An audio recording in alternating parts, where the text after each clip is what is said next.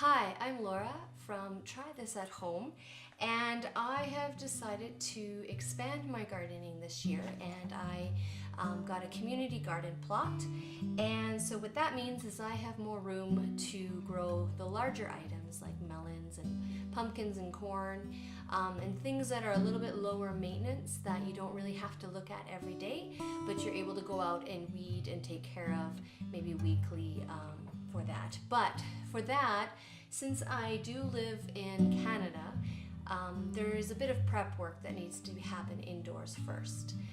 So first of all, what I did was I mapped out my garden plot and decided where I wanted what, the amount of space that each item requires in order to grow properly.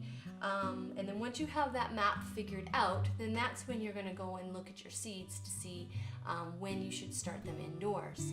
So the items that I chose to start indoors is onions, cantaloupe, pumpkin, and watermelon. Those will mature in about 86, 75, 110 days. And so we want to really make sure that we start these inside, just because we really don't have a very long summer in Canada. So if we start them inside, they can go outside eventually and they'll hopefully be mature before the snow falls again. So you want to set up yourself similar to this. These are just for the ones that are starting, that take up a lot more room, and then these will be for like the onions that don't take up a whole lot of space and that we'll be able to get out sooner than later. The watermelons and the cantaloupes, we kind of want to keep them indoors even if we're transplanting some other stuff outside, just because they're a little bit more sensitive to the cold. So if it's not great temperatures right away, then this will save them from dying from that. And then also make sure you prepare your little stands so that you can see what you're growing and where, because I don't know about you, but to me they all kind of look the same when they first start out, green with leaves, until they start producing some form of a fruit or vegetable. That's when I can really tell what they are. So I do this so that I can know what's in here and what needs to stay inside longer. And then also when you transplant it to the garden, then you're able to also see what they are out there.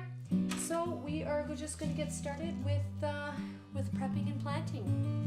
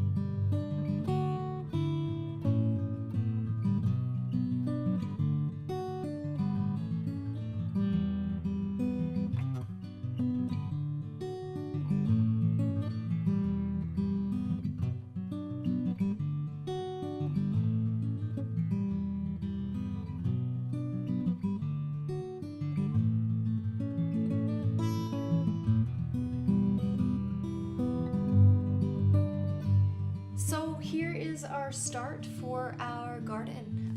These are the items that need to be pre-planted quite a bit earlier, just because of the length of their maturity. There are some that I did not use. That is just because in a couple of weeks I'll be adding more to this table. Just those other items don't need quite as long pre-planting. And yeah, I'll slowly be progressing and adding more to this table. And then as soon as the last frost is finished here, then we will start transplanting everything outside. So yeah, if I can do this, you can do this.